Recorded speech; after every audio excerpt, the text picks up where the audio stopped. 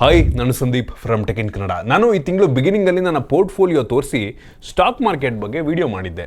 ಆ ವಿಡಿಯೋ ಮಾಡಿದ್ಮೇಲೆ ನಮ್ಮ ದೇಶದ ಸ್ಟಾಕ್ ಮಾರ್ಕೆಟು ಹೆವಿ ಕ್ರ್ಯಾಶ್ ಆಗಿಬಿಟ್ಟಿದೆ. ಏನೋ ಫಾರಿನ್ ಇನ್ವೆಸ್ಟರ್ಸ್ಗಳು ದುಡ್ಡು ವಾಪಸ್ ತೊಗೋತಾ ಇದ್ರಂತೆ. ಸೊ ಈ ಕಾರಣದಿಂದ ನಮ್ಮ ದೇಶದ ಮಾರ್ಕೆಟು ಸ್ವಲ್ಪ ಡೌನ್ ಆಗ್ತಾ ಇದೆ. ನೀವು ತುಂಬ ಜನ ಕಾಮೆಂಟ್ ಮಾಡ್ತಾಯಿದ್ರಿ, ಸ್ಟಾಕ್ ಮಾರ್ಕೆಟಲ್ಲಿ ಪ್ರಾಫಿಟ್ ಮಾತ್ರ ತೋರಿಸ್ಬೇಡಿ, ಲಾಸ್ ಆದಾಗಲೂ ಕೂಡ ನಿಮ್ಮ ಪೋರ್ಟ್ಫೋಲಿಯೋ ಎಷ್ಟು ಕಡಿಮೆ ಆಗಿದೆ ಅದನ್ನು ಕೂಡ ತೋರಿಸಿ ಅಂತ ಹೆವಿ ಜನ ಕಾಮೆಂಟ್ ಮಾಡ್ತಾಯಿದ್ರಿ. ಸೊ ನಾನು ಇವತ್ತು ನನಗೆ ಎಷ್ಟು ಲಾಸ್ ಆಯಿತು ಈ ಕ್ರ್ಯಾಶಲ್ಲಿ ಅಂತ ತಿಳಿಸ್ಕೊಡ್ತೀನಿ. ನಾನು ಕಳೆದ ಬಾರಿ ವಿಡಿಯೋ ಮಾಡಿದ್ದಾಗ 83,94,000 ಇತ್ತು. ಇವತ್ತು ನನ್ನ ಅಕೌಂಟ್ ನಾನು ನಿಮಗೆ ತೋರಿಸೋದಾದರೆ 80,58,000 ಇದೆ.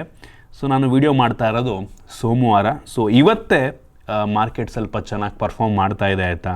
1.19% P&L ಇವತ್ತು ಜಾಸ್ತಿ ಆಗಿದೆ. 95,000 96,000 ಅಪ್ರಾಕ್ಸಿಮೇಟ್ಲಿ ನನಗೆ ಇವತ್ತು ಪ್ರಾಫಿಟ್ ಆಗಿದೆ. ನಾನು ಇವತ್ತಿನ ಬಿಟ್ಟರೆ ಶನಿವಾರಕ್ಕೆ ನಾನು ಕ್ಯಾಲ್ಕುಲೇಟ್ ಮಾಡಿದ್ರೆ ಹತ್ತತ್ರ ಈ ಮಾರ್ಕೆಟ್ ಕ್ರ್ಯಾಶಿಂದ ಕಳೆದ ಬಾರಿ ವಿಡಿಯೋ ಮಾಡಿದ್ಮೇಲೆ 4.5 ಲಕ್ಷ ಲಾಸನ್ನು ಮಾಡ್ಕೊಂಡಿದ್ದೀನಿ. ಅಪ್ರಾಕ್ಸಿಮೇಟ್ಲಿ 4.5 ಲಕ್ಷ ಆಯಿತಾ. ಇದೆಲ್ಲ ಏನೂ ಅಲ್ಲ ಆಯಿತಾ. ನಾನು ನನ್ನ ಡ್ಯಾಶ್ಬೋರ್ಡ್ನ ನಿಮಗೆ ತೋರಿಸ್ತೀನಿ. ಸೊ ಡ್ಯಾಶ್ಬೋರ್ಡ್ನಲ್ಲಿ ನೋಡ್ತಾ ಇದ್ದೀರಾ, ಒಂದು ಟೈಮಲ್ಲಿ ನನ್ನ ಅಕೌಂಟಲ್ಲಿ 85,48,000 ಇತ್ತು.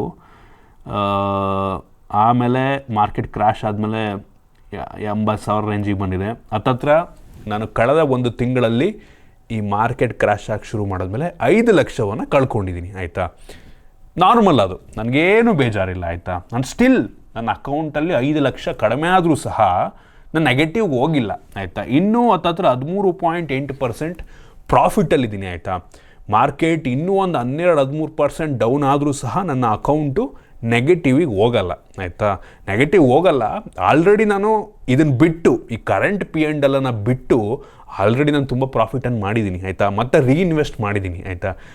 ನಾನು ಎಷ್ಟೇ 50% ಮಾರ್ಕೆಟ್ ಡೌನ್ ಆದರೂ ಸಹ ನಾನು ನೆಗೆಟಿವ್ ಆಗಲ್ಲ. ಏನಕ್ಕೆ ನಾನು ಈ ಒಂದು ಅಕೌಂಟಿಗೆ ಈ ಒಂದು ಸ್ಟಾಕ್ ಮಾರ್ಕೆಟಿಗೆ ಇನ್ವೆಸ್ಟ್ ಮಾಡಿರೋದಕ್ಕಿಂತ ಬೇಜಾನ್ ದುಡ್ಡು ನಾನು ಮಾಡಿದ್ದೀನಿ ಆಯಿತಾ.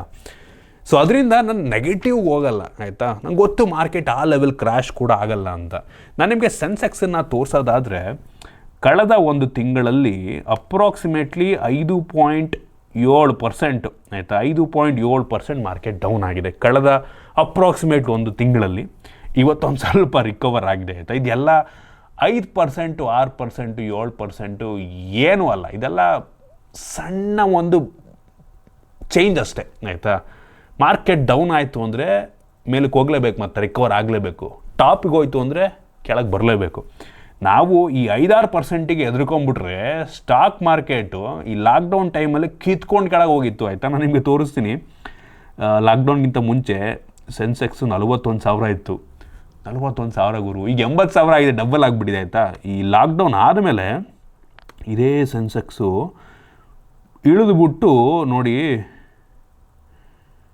ಫುಲ್ 11,000 13,000 ಪಾಯಿಂಟ್ ಡೌನ್ ಆಗುತ್ತೆ. 13,000 30,000 27,000ಕ್ಕೆಲ್ಲ ಬಂದಿದೆ ಆಯಿತಾ. 13,000 ಪಾಯಿಂಟ್ ಹತ್ತತ್ರ ಒಂದು 30% ಆ ಟೈಮಲ್ಲಿ ಮಾರ್ಕೆಟ್ ಡೌನ್ ಆಗಿತ್ತು. ಒಂದೇ ಸಲ ಅದುವೇ ಫ್ರ್ಯಾಕ್ಷನ್ ಆಫ್ 15 ಡೇಸ್, 15 ದಿನದಲ್ಲಿ ಒಂದೊಂದು ದಿನಕ್ಕೆ 3,000 ಪಾಯಿಂಟು. ನಾನು ನೋಡ್ತಾ ಇದ್ದೀನಿ ಆ್ಯಕ್ಚುಲಿ ಆ ಟೈಮಲ್ಲೂ ಕೂಡ ಇನ್ವೆಸ್ಟ್ ಮಾಡ್ತಾಯಿದ್ದೆ, ಈ ಅಕೌಂಟಲ್ಲಿ ಮಾಡ್ತಾಯಿರಲಿಲ್ಲ. ಆದರೆ ಒಂದೇ ಸಲ 2,000 ಒಂದೇ ದಿನಕ್ಕೆ ಮಾರ್ಕೆಟನ್ನೇ ಕ್ಲೋಸ್ ಮಾಡಿಬಿಡೋರು ಮಧ್ಯ 11 ಗಂಟೆಗೆ ಕ್ಲೋಸ್ ಮಾಡಿಬಿಡೋರು. ಎಲ್ಲರೂ ಸೇಲ್ ಮಾಡ್ತಿರೋದು ನೋಡ್ಬಿಟ್ಟು ಈ ಸೆಬಿನವರು ಮಾರ್ಕೆಟನ್ನೇ ಕ್ಲೋಸ್ ಮಾಡೋಕ್ಕವರು ಟ್ರೇಡ್ ಮಾಡ್ದಂಗೆ ಮಧ್ಯ ಎಲ್ಲ ಮಾಡ್ಬಿಟ್ಟವ್ರು ಆ ಥರ ಆಯಿತಾ.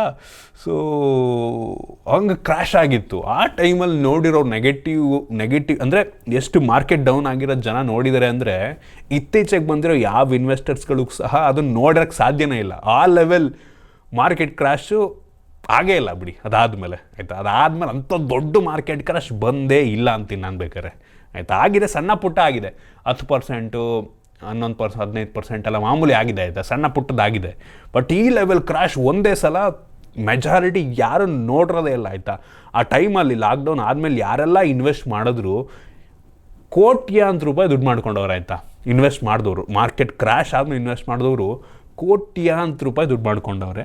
ನಾನು ಕೂಡ ಮಾರ್ಕೆಟ್ ಕ್ರ್ಯಾಶ್ ಆದಮೇಲೆ ಸ್ವಲ್ಪ ಪ್ರಾಪರಾಗಿ ಇನ್ವೆಸ್ಟ್ ಮಾಡೋಕ್ಕೆ ಶುರು ಮಾಡಿದ್ದು, ಸ್ವಲ್ಪ ಅದ್ರ ಬಗ್ಗೆ ನಾಲೆಡ್ಜನ್ನು ತಿಳ್ಕೊಳ್ಳೋಕೆ ಶುರು ಮಾಡಿದ್ದು. ಇದು ಯಾವುದೇ ಇನ್ವೆಸ್ಟ್ಮೆಂಟ್ ಅಡ್ವೈಸ್ ಅಲ್ಲ ಆಯಿತಾ. ಇದು ಜಸ್ಟ್ ಜನಗಳಿಗೆ ಒಂದು ಎಜುಕೇಷ್ನಲ್ ಪರ್ಪಸ್ಗೆ ಅಂತ ಮಾತ್ರ ನಾನು ಈ ಸ್ಟಾಕ್ ತೊಗೊಳ್ಳಿ ಆ ಸ್ಟಾಕ್ ತೊಗೊಳ್ಳಿ ಅಂತ ಯಾರಿಗೂ ಕೂಡ ಅಡ್ವೈಸನ್ನು ಮಾಡೋದಕ್ಕೆ ಹೋಗಲ್ಲ. ನನಗೂ ಅದ್ರ ಬಗ್ಗೆ ನಾಲೆಡ್ಜ್ ಇಲ್ಲ. ಜಸ್ಟ್ ನನಗೆ ಗೊತ್ತಿರೋದನ್ನು ನಾನು ನಿಮ್ಮ ಹತ್ರ ಶೇರ್ ಮಾಡ್ತಾಯಿದ್ದೀನಿ. ನೀವು ರಿಸರ್ಚ್ ಮಾಡಿ ಗೊತ್ತಿರೋ ಹತ್ರ ತಿಳ್ಕೊಂಡು ಇನ್ವೆಸ್ಟ್ ಮಾಡಿದ್ರೆ ಒಳ್ಳೆಯದು, ಆಯಿತಾ. ಸೊ ಈ ಸಣ್ಣ ಪುಟ್ಟ ಮಾರ್ಕೆಟ್ ಕ್ರಾಶಿಗೆ ತಲೆ ಕೆಡ್ಸ್ಕೊಳ್ಳೋದಕ್ಕೆ ಹೋಗ್ಬೇಡಿ, ಆಯಿತಾ. ನಾನು ತಲೆಗೆ ಇಡ್ಸ್ಕೊಳ್ಳೋ ನೋಡೋದೇ ಇಲ್ಲ, ಆಯಿತಾ. ನಾನು ನೋಟಿಫಿಕೇಷನ್ ಬಂದರೆ ನನಗೆ ಸ್ಮಾಲ್ ಕೇಸ್ ಥ್ರೂ ಇನ್ವೆಸ್ಟ್ ಮಾಡೋದು. ನನಗೆ ನೋಟಿಫಿಕೇಷನ್ ಬರುತ್ತೆ, ನೋಡಪ್ಪ ನಿಮ್ಮ ಅಡ್ವೈಸರು ರೀಬ್ಯಾಲೆನ್ಸಿಗೆ ಇದು ಮಾಡಿದ್ದಾರೆ, ಹೋಗ್ಬಿಟ್ಟು ಅದನ್ನು ರೀಬ್ಯಾಲೆನ್ಸ್ ಮಾಡು, ಯಾವುದು ಸೇಲ್ ಮಾಡಬೇಕು ಯಾವುದು ತಗೋಬೇಕು ಅಂತ ಹೇಳ್ತಾರೆ, ಅದನ್ನು ಮಾಡಿ ಒಂದು ಕ್ಲಿಕ್ಕಲ್ಲಿ ಆಟೋಮೆಟಿಕ್ ಅದು ಎಕ್ಸಿಕ್ಯೂಟ್ ಆಗಿಬಿಡುತ್ತೆ. ಸೊ ಆ ರೀತಿ ಬಿಟ್ಟರೆ ನಾನು ನೋಡೋದಕ್ಕೆ ಹೋಗಲ್ಲ, ತಲೆನೇ ಕೆಡ್ಸ್ಕೊಳಕ್ಕೆ ಹೋಗಲ್ಲ. ನಾನು ಎಷ್ಟು ಡೌನ್ ಆಯಿತು, ಎಷ್ಟು ಕಡಿಮೆ ಆಯಿತು, ಆಲ್ರೆಡಿ ನಾನು ನಾನು ಅಂದ್ಕೊಂಡಿದ್ದಕ್ಕಿಂತ ಜಾಸ್ತಿ ಪ್ರಾಫಿಟಲ್ಲಿದ್ದೀನಿ. ನನಗೆ ಅಂದ್ಕೊಂಡಿದ್ದಕ್ಕಿಂತ ಜಾಸ್ತಿ ರಿಟರ್ನ್ ಇದರಲ್ಲಿ ಸಿಗ್ತಾ ಇದೆ. ಸೊ ಬೇಜಾರು ಅಂದ್ಕೊಂಬಿಟ್ಟು ನಾನು ತಲೆ ಕೆಡ್ಸ್ಕೊಳಕ್ಕೆ ಹೋಗಲ್ಲ. ಸೊ ಇಷ್ಟು ಚೇಂಜಸ್ 5 ಲಕ್ಷ, ಒಂದು ತಿಂಗಳಲ್ಲಿ 5 ಲಕ್ಷ ಮಾರ್ಕೆಟ್ ಡೌನ್ ಆಗಿದೆ. ಎಲ್ಲ ನಾರ್ಮಲು. ನಾನು ಒಂದೇ ದಿನ 3 ಲಕ್ಷ ಕಿತ್ಕೊಂಡು ಹೋಗೋದು ನೋಡಿದ್ದೀನಿ, ಒಂದೇ ದಿನಕ್ಕೆ. ಹಂಗೆ ಮೇಲಕ್ಕೆ ಹೋಗೋದು ನೋಡಿದ್ದೀನಿ, ಹಂಗೆ 2 ಲಕ್ಷ ಒಂದೇ ದಿನಕ್ಕೆ ಮೇಲೆ ಹೋಗೋದು ಕೂಡ ನೋಡಿದ್ದೀನಿ, ಆಯಿತಾ. ಎಲ್ಲ ಏನೂ ಅಲ್ಲ, ಆಯಿತಾ, ಸಣ್ಣದಷ್ಟೇ. ನಾನು ನಿಮಗೆ ನನ್ನ ಇನ್ವೆಸ್ಟ್ಮೆಂಟ್ ಜರ್ನಿಯನ್ನು ತೋರಿಸೋದಕ್ಕೆ ಹೋದರೆ ನೋಡಿ, ಎಲ್ಲದೂ ಕೂಡ ₹1 ಶುರುವಾಗೋದು. ನೋಡಿ, ನಂದು ಪೋರ್ಟ್ಫೋಲಿಯೋ, ನಾನು ಈ ಅಕೌಂಟು ಡಿಸೆಂಬರ್ 2020 ಇನ್ವೆಸ್ಟ್ ಮಾಡೋಕ್ಕೆ ಶುರು ಮಾಡಿದ್ದು. ನೋಡಿ ಈ ಗ್ರಾಫು ಎಕ್ಸ್ಪೋನೆನ್ಷಿಯಲ್ ಗ್ರೋತ್ ಆಗ್ತಿದೆ ಹೊರತು ನಿಮಗೆ ಅಲ್ಲಿ ಇಲ್ಲಿ ಕೆಲವೊಂದು ಕಡೆ ಗ್ರಾಫ್ ಡೌನ್ ಆಗಿರೋದು ಕಾಣುತ್ತೆ, ಅಲ್ಲಿ ಇಲ್ಲಿ ಒಂದು ಕಡೆ ಗ್ರಾಫ್ ಡೌನ್ ಆಗಿರೋದು ಕಾಣುತ್ತೆ. ಬಟ್ ಅಲ್ಟಿಮೇಟ್ಲಿ ಮಾರ್ಕೆಟ್ ಮೇಲಕ್ಕೆ ಹೋಗ್ತಾ ಇರೋದು, ಆ ಇನ್ವೆಸ್ಟ್ಮೆಂಟ್ ಮೇಲಕ್ಕೆ ಹೋಗ್ತಾ ಇರೋದು, ಆಯಿತಾ. ಸೊ ಆ ರೀತಿ ನಾನು ಶುರು ಮಾಡಿದ್ದು ನೋಡಿ, ಝೀರೋಯಿಂದನೇ ಶುರುವಾಗಿರೋದು.